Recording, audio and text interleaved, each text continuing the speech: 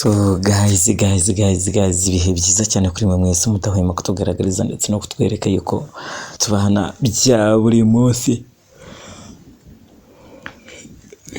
Niba utarakanda subscribe bro, muragotwa byatari kanda subscribe kugira ngo ibintu bikomeze kugenda bimera fresh kandi fresh cyane. So reka turebere hamwe indirimbo yitwa VIP cyangwa se VIP, indirimbo ya Yvan Buravan yasize amaze gukorana n'umuraperi umwe ugezweho bita Ishkevin.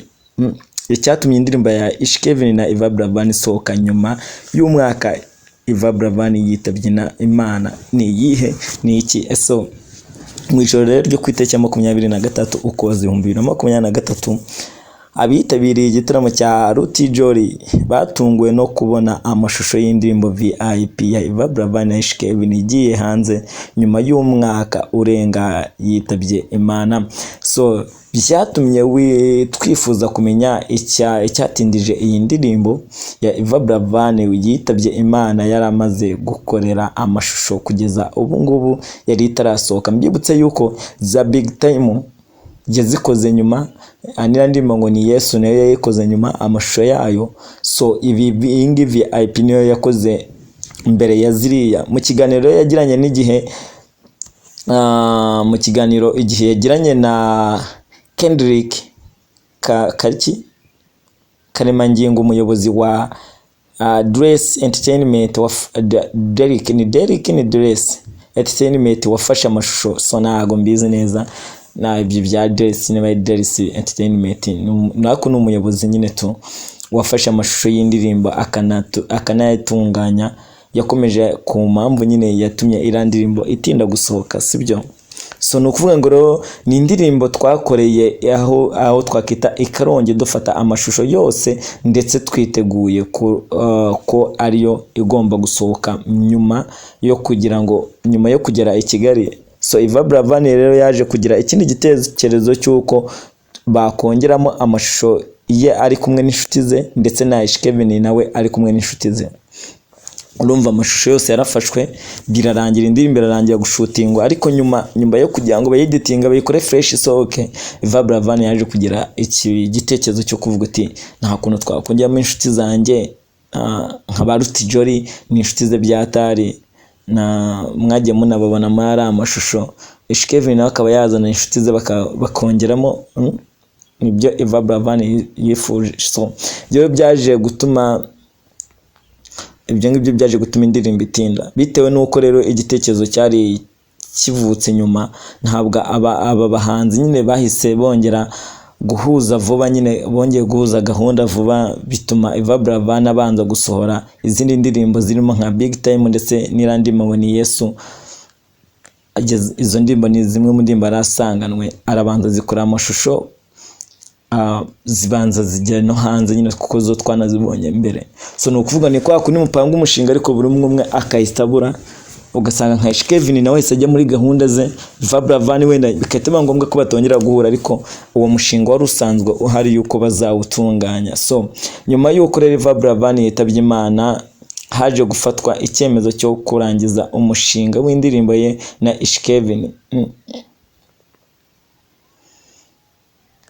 Nukuvuga ngo ubundi bakimara Yvan Buravan akimara kuba nyine yagira icyo gitekerezo, nyuma yo kuba boranye Yvan Buravan nibwo yaje kurwara ageza naho yitaba Imana nyine tu.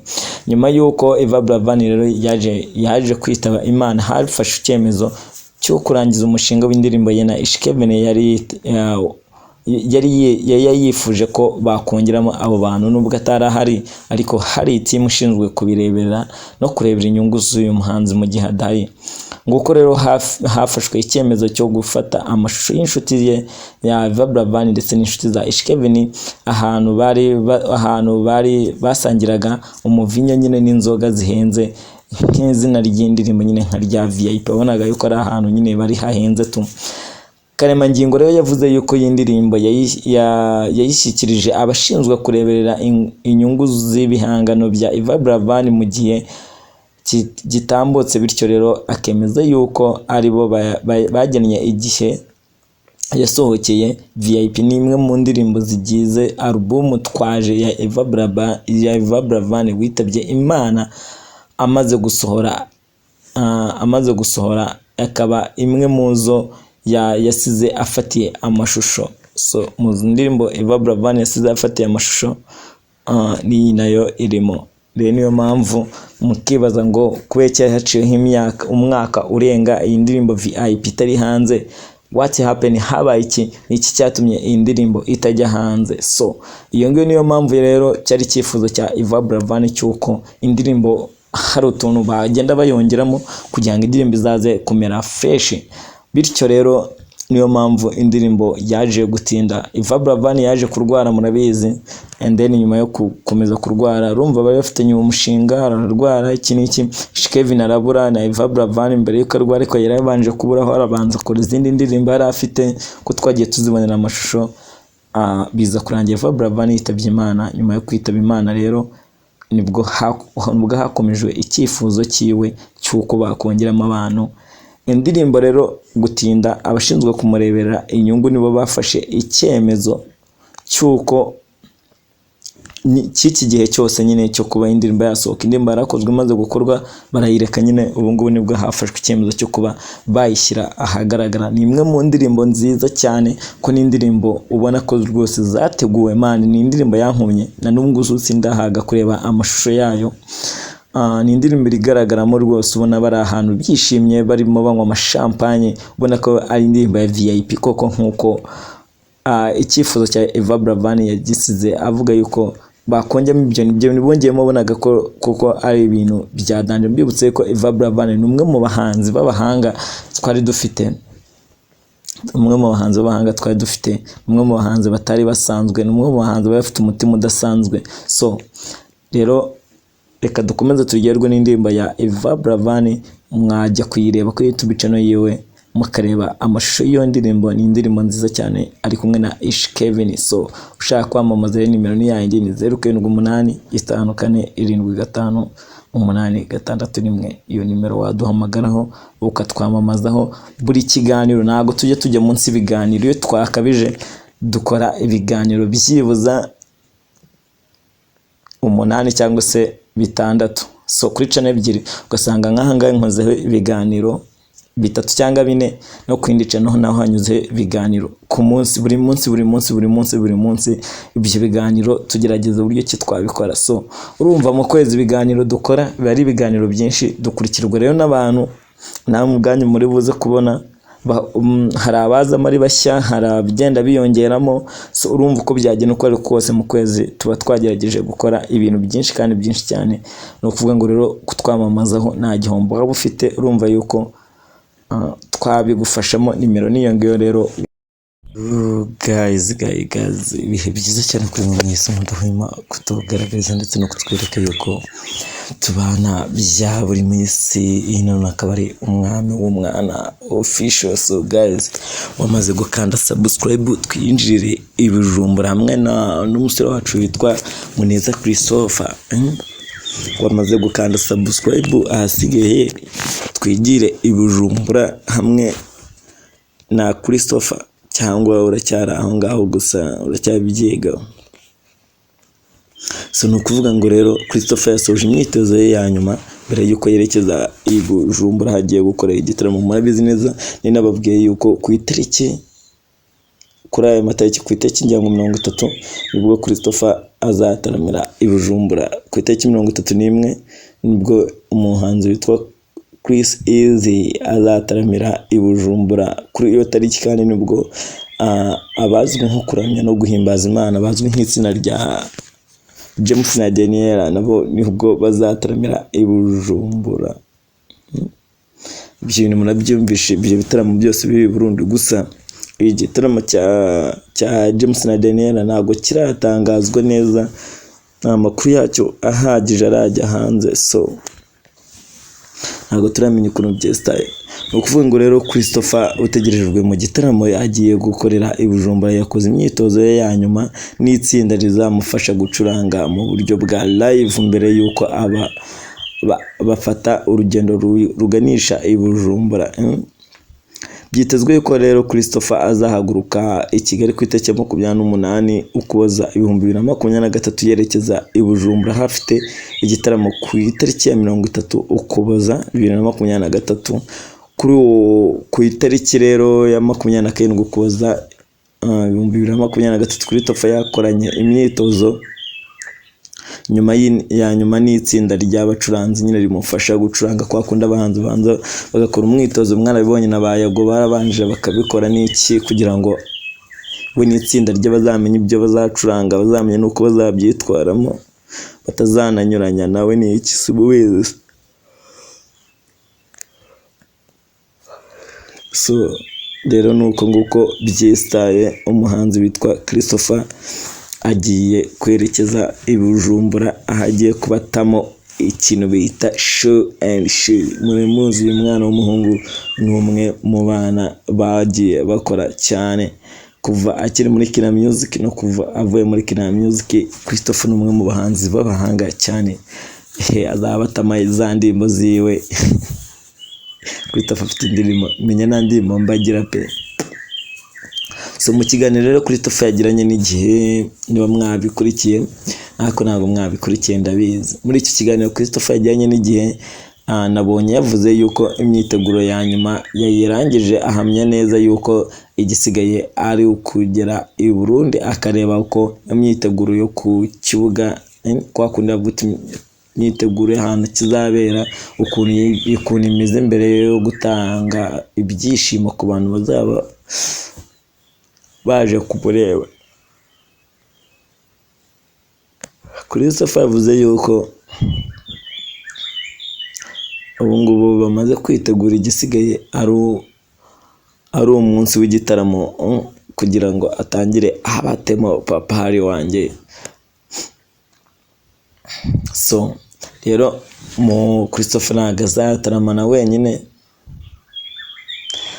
yavuze yuko ubu ngubu ikintu gisigaye ari ugutaramana n'abakunzi biwe, anabasaba kandi kuzitabira igitaramo kiwe bakaza ari benshi cyane kuko abafite ibintu bikaze. Christopher ugiye gutaramira rero Bujumbura azafatanya n'umuhanzi mukuru.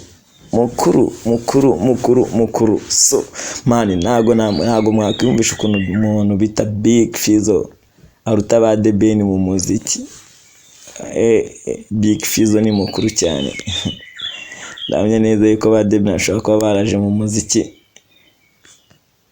Big Fizzo amaze igihe akora ibaza. Ariko Big Fizzo ni umwe mu bahanzi bakomeye cyane mu gihugu cy'u Burundi ndetse no muri Afurika muri rusange, kuko umwe mu bahanzi bakomeye cyane, ni umwe mu bahanzi bamazemo igihe.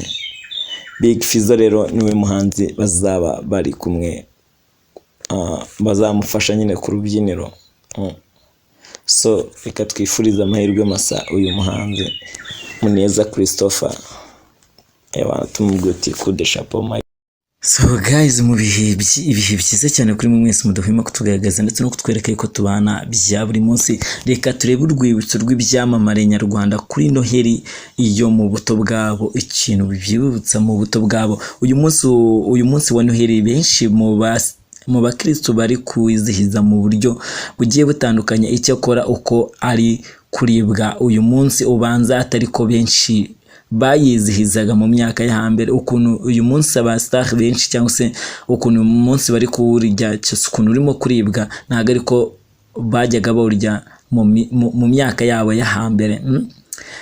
Ibituma buri wese rero agira urwibutso kuri uyu munsi mu myaka y'ubuto bwiwe, mu rwego rwo kwiyibutsa uko Noheli yayizihizwaga mu myaka ya hambere. Igihe ari nayo dukesha amakuru yegereye benshi mu byamamare mu rwego rwo kwiyibutsa uko Noheli bayizihizaga mu bwana bwabo. Benshi mu bo twaganiriye rero bahurije ku kuba Noheli yo mu myaka y'ubuto bwabo yararangwaga no kugurirwa imyenda n'inkweto bishya. David yabaga azakina umukino w'ivuka rya Yesu. So nukuvuga ngo rero mu kiganiro twagiranye na David yahishuye uko icyo yibuka mu myaka yo ya hambere kuri Noheli yabaga yiteguye gukina umukino ujyanye n'ivuka rya Yesu Kristo, uyo akaba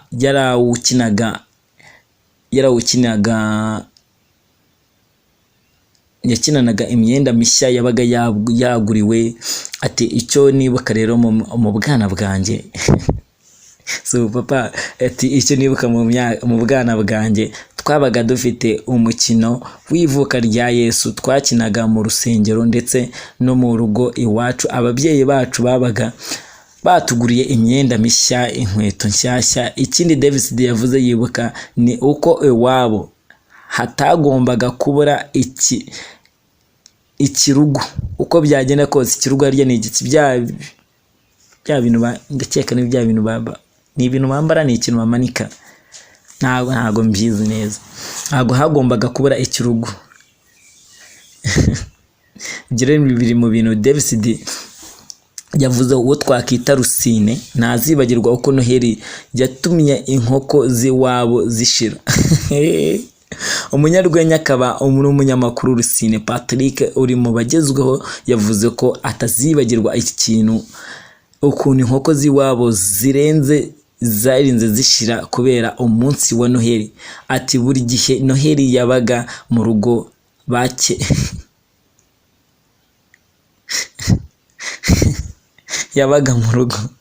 bakennye maze kuko twari dufite inkoko zo korora, mama akabagamo imwe ngo tutajya gushukura mu baturanyi. Inkoko zagendaga zishira mu gake gake. Iyo ngo ni inkuru y'ubutoya bwa Rusine. Marina Deborah nawe yavuze urwibutso afite kuri Noheli. Marina Deborah Marina Deborah ubundi Rusine arankuma byatari ibintu byo byose banumva birimo comedy. Marina Deborah wakuriye mu baririmbyi mu baririmbyi navuga nko muri korali Inshuti za Yesu muri ADPR irwamagana. Marina ku bantu birwamagana murabizi, mwe muri mwe mwagiye munaririmbana. Ahamya yuko yajyaga rero aryoherera kubera uburyo basabanaga ku rusengero. So ku rusengero rwabo uburyo bajyaga basabana, yataha iwabo bakamusohokana.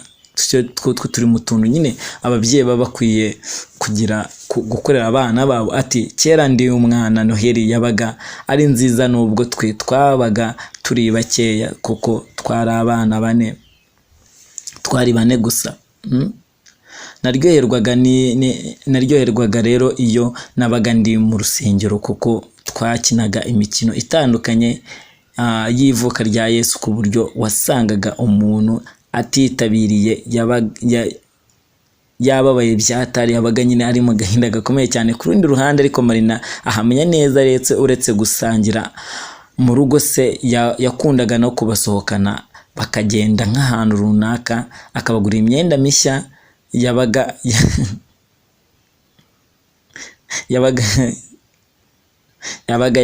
Akanabagura n'utubrusheti ndetse n'udufanta tu.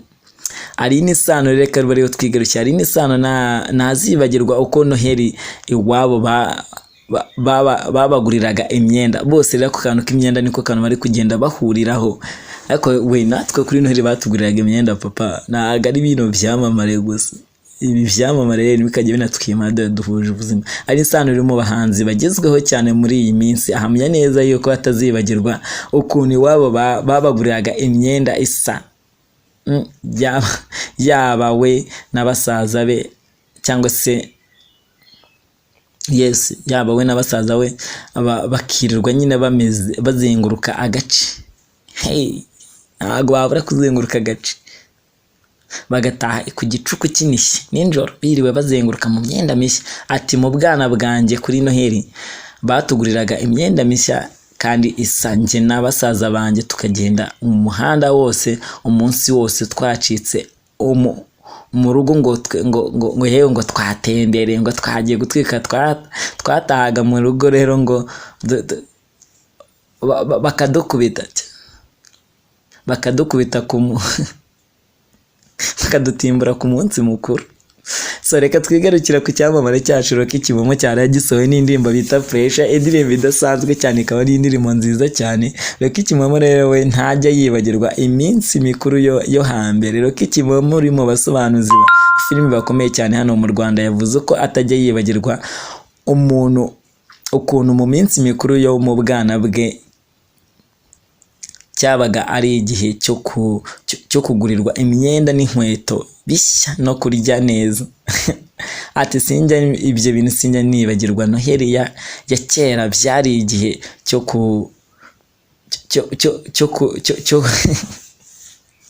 kugurirwa imyenda mishya ndetse no kurya neza kuri Noheli. None ubu ngubu kurya neza murabizi neza ni akantu kacu. Reka twigarukire kuri Bwiza Emerance, umwe mu bahanzi bagezweho cyane. Bwiza rero we ngo ntazibagirwa uko yararaga amanitse imyenda n'inkweto yabaga yaguriwe. Umuhanzikazi Bwiza yavuze yuko atazibagirwa ukuntu kera babaga babaguriye imyenda n'inkweto bishya, bakarara babimanitse bategereje uko bucya ngo abijyane gusenga. Ati babaga banguriye imyenda n'inkweto bishya nkarara mbimanitse kugira ngo bucye mu gitondo bijyane gusenga.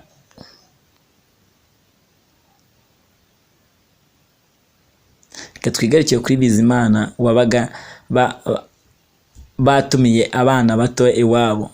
Bizimana kuri we ubuzima uri kubarizwa muri Leta Zunze Ubumwe za Amerika, yavuze ko ikintu atajya yibagirwa ko iwabo babaga babaguriye imyenda n'inkweto. Bose niko akantu bari kugenda bahurizaho. So INKURU rero ntajya yibagirwa uko Noheli yajyaga bahaze cyane. Noheli yajyaga ijya kuba bahaze cyane. Isimbi Alliance umaze kubaka izina rikomeye cyane muri sinema nka INKURU, yavuze yuko atajya yibagirwa uko Noheli baryaga umuceri koko n'imboga z'amashu. Yewe nawe rero ati Noheli yacu rero wasangaga bisaba ko tuzenguruka ngo twabaga duturanye ku ya INKURU ntago bisamaje mbaga n'amashu. Ahubwo reka twigaruke kuri Uncle Austin. Uncles nawe ahari icyo atajya yibagirwa ku muri Noheli y'ubwana bwe. Uyu muhanzi akaba n'umunyamakuru rero uri mu bafite izina rikomeye cyane mu Rwanda, yahishuye ko iwabo babaga babaguriye imyenda n'inkweto bishya. Ibi nguyu we ni ibintu byose ni ibintu bari kugenda bahuriza mu rwego rwo gusangira n'abaturanyi. Ati papa yabaga yatuguriye imyenda isa n'inkweto, ni utuntu dushya ubundi mu rwego rwo kugira ngo uwo munsi uze kuza. Reka twigaruke kuri Fuad Gicumbi ko yavuze byinshi we. Fuad Gicumbi we ntazibagirwa Hagenimana Benjamin umaze kubaka izina nka Gicumbi, akaba umunyamakuru wa BBC FM, yavuze yuko atazibagirwa ukuntu mu bwana bwe Noheli yabaga ari impamvu ikomeye cyane yatumaga bagurira imyenda mishya. Ako kantu k'imyenda mishya we nta cyamamare na kimwe kitarimo kuvuga. Ati cyakora nibuka ukuntu kuri Noheli yabaga ariyo mpamvu ikomeye cyane yatumaga ababyeyi batugurira imyenda mishya kugira ngo tuzabashe kujya mu misa ndetse n'ibitaramo. Igitaramo cyabaga kiri kuba. Uretse imyenda mishya rero, Dani Vumbi yibuka uko bararaga ijoro bategereje ko akana Yesu karira kuri radio. Dani Vumbi yavuze yuko kuri Noheli uretse kugurirwa imyenda mishya atajya yibagirwa ukuntu bararaga ijoro bategereje ko akana Yesu kavuka. Reka twigaruke kuri MC Tino ahamya ko kuri Noheli wabaga ari umunsi wo gutembera umujyi. MC Tino uri mu banyamakuru bakomeye cyane ndetse akaba n'umushyushya rugamba uzwi ku izina rikomeye cyane mu bitaramo bibera hanga mu Rwanda, yavuze yuko kuri Noheli yabaga ari nk'umunsi usanzwe kuko bagurirwaga yabaga ari umunsi udasanzwe ko bagurirwaga inkweto, bakarya neza, bakarya imiceri. bakarya iyo miceri bakaba bameze fresh nyine nk'abandi bana bitetesheje sha. Mico the best rero yibuka ko Noheli wabaga ari umwanya wo gusabana ndetse n'indi miryango, kaka n'akantu bose bari kugenda bahuriraho. So Riderman ahamya neza yuko kuri Noheli yabaga ari umunezero mwinshi cyane. Umuraperi Gatsinzi Emery wamamaye ku izina rya Riderman yavuze yuko iwabo iyo Noheli yabaga yageze byabaga ari umunezero ukomeye cyane. Ati ikirugu cya sipore mu nzu cyabaga kimanitsemo ahantu hose. So ntago ndi buze gukomeza cyane kuri bano bahanzi, reka tureba kuri uyu muhanzi. Ni umuhanzi, ni umunyamakuru. Uyu munyamakuru we benshi mu bo twaganiriye bemeza ko Noheli n'izindi minsi mikuru bigiye bitagihabwa agaciro bitewe nuko nyine hambere nubwo babikazaga nk'ako hambere nubwo babaga bifite agaciro. So rero reka mbashimire.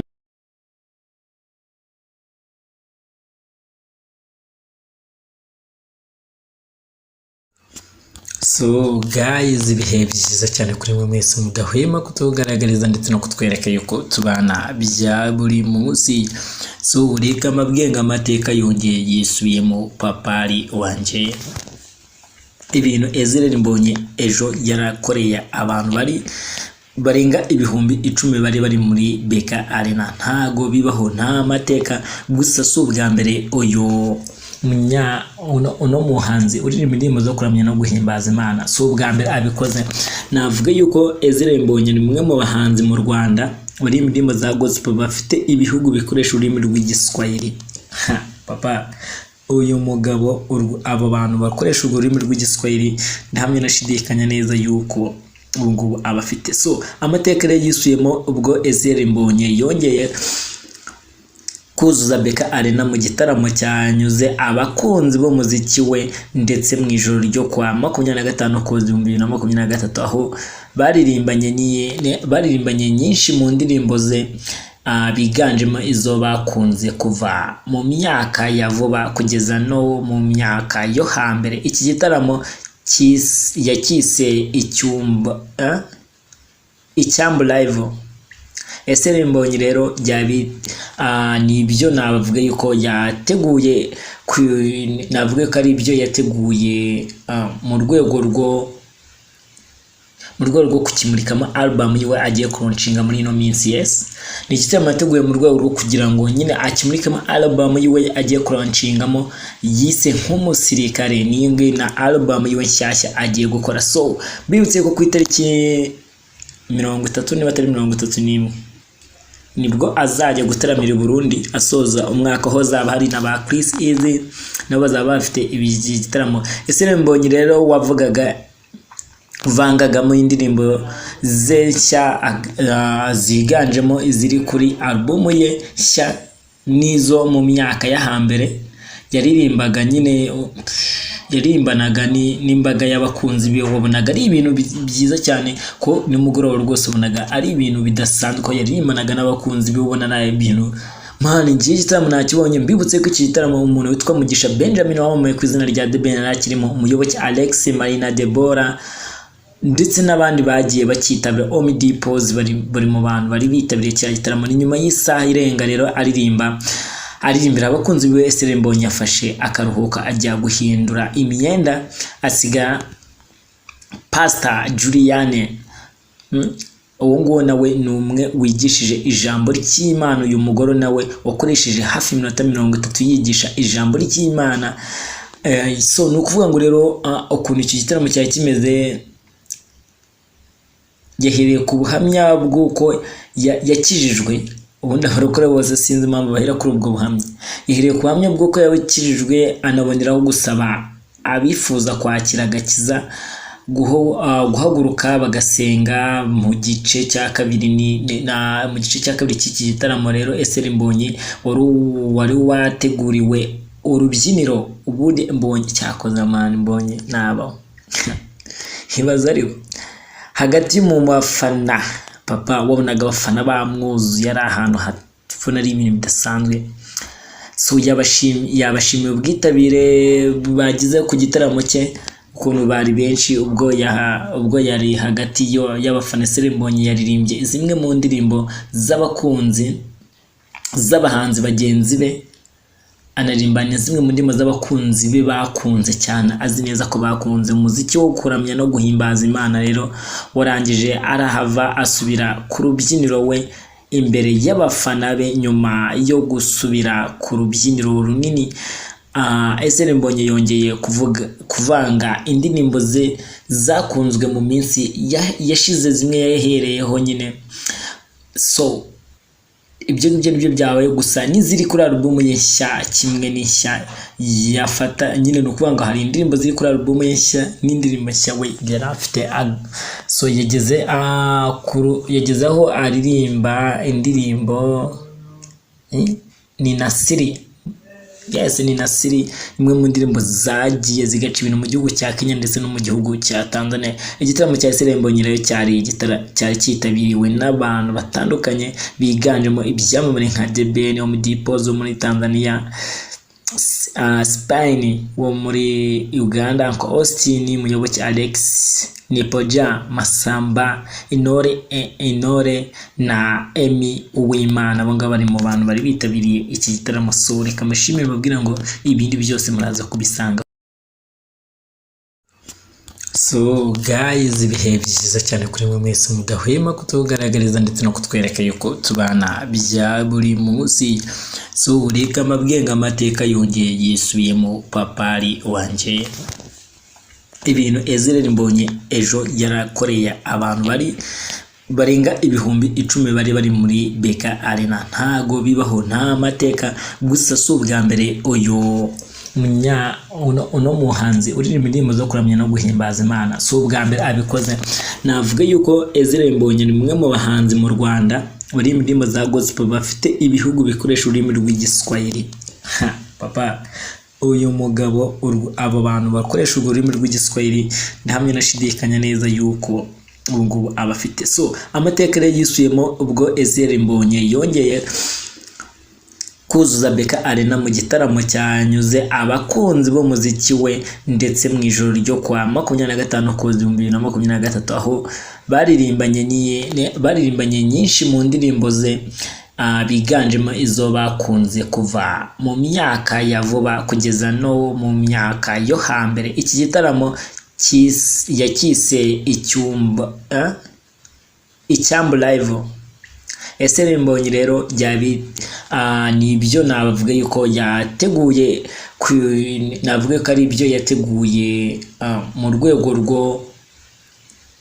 rwo kukimurikamo album yiwe agiye kuronshinga muri ino minsi. Yes, ni igitaramo yateguye mu rwego rwo kugira ngo nyine akimurikamo album yiwe agiye kuronshingamo, yise nk'umusirikare. N'ingi na album yiwe nshyashya agiye gukora. So bibutse ko ku itariki 30 niba atari 31 nibwo azajya gutaramira Burundi asoza umwaka, ho zaba hari na ba Chris Easy nabo bazaba bafite igitaramo. Israel Mbonyi rero wavugaga vangagamo indirimbo ze nshya ziganjemo iziri kuri album ye nshya nizo mu myaka ya hambere yaririmbaga. Nyine yarimbanaga n'imbaga y'abakunzi be, wabonaga ari ibintu byiza cyane ko nimugoroba rwose ubonaga ari ibintu bidasanzwe ko yarimbanaga n'abakunzi be, ubona naye ibintu mani. Ngiye gitaramo nakibonye. Mbibutse ko iki gitaramo umuntu witwa Mugisha Benjamin wamamaye ku izina rya Deben nakirimo, Muyoboke Alex, Marina Deborah ndetse n'abandi bagiye bakitabira. Omi Dipoz bari mu bantu bari bitabiriye iki gitaramo. Ni nyuma y'isaha irenga rero